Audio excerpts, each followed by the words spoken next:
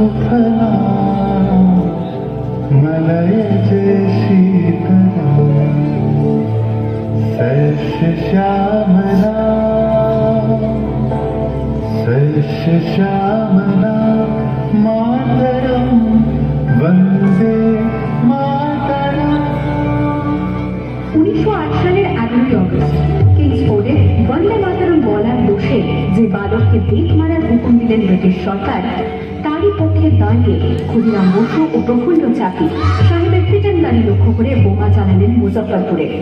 সাহেব নিহত হলেন না, তবু নাবালক ক্ষুদিরামকে তুলে বকে শান্তনবাস দেব তুলে চোখে কাঁদিছে তব চরম পদে 30 কোটি নরনারী।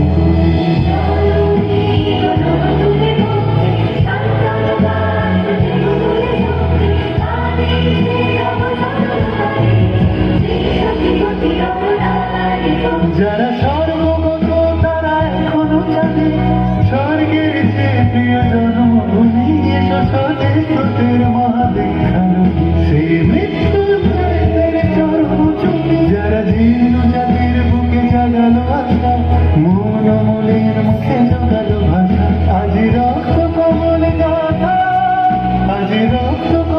গাথা মার খালি বিজয় লক্ষ্মী দেবতাদের কালে মুক্তির মন্দির শোকানো ফলে কত প্রাণ বলিয়া লেখা আছে অশ্রু জলে। 9 সেপ্টেম্বর 1915 ইংরেজদের সঙ্গে সম্মুখ সমরের স্বাধীনতা ছিনিয়ে নিতে অস্ত্র আনার পরিকল্পনা করেন যতীন্দ্রনাথ মুখোপাধ্যায়। বালেশ্বর সঙ্গীদের নিয়ে জাহাজ থেকে সেই অস্ত্র নামাতে গেলে ইংরেজ বাহিনী তাদের ঘিরে ফেলে।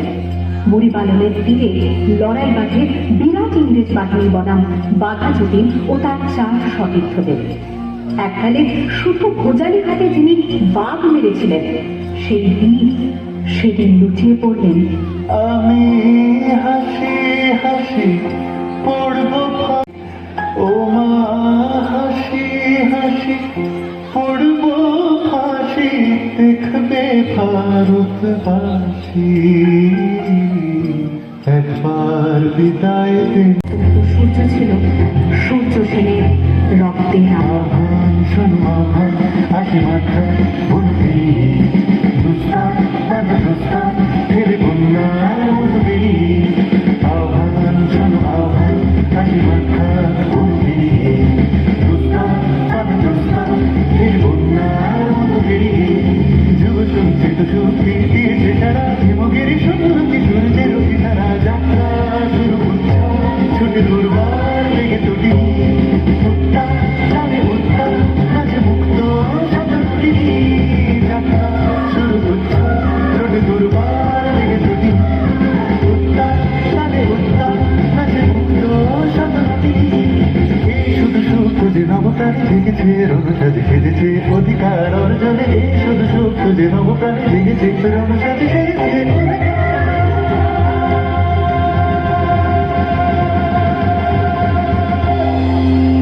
29 সেপ্টেম্বর 1942 তমলুকের মাটিতে কয়েক হাজার ভারতীয়কে নিয়ে যিনি পুলিশ স্টেশন ঘেরাও করার লক্ষ্যে হেঁটেছিলেন, সেই 70 মাতঙ্গিনী হাজরা পুলিশের নির্মম গুলিচালনা ও লাঠিচার্জ সত্ত্বেও তার হাতের পতাকাটি মাটিতে পুঁতে দেয়নি।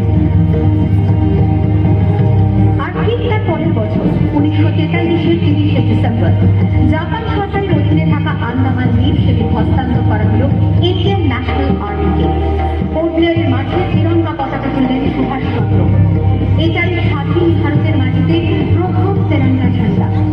INA commander in chief Subhash Chandra Bose হলেন ভারত যাকে স্বীকৃতি দিয়েছিল 18টি দেশ।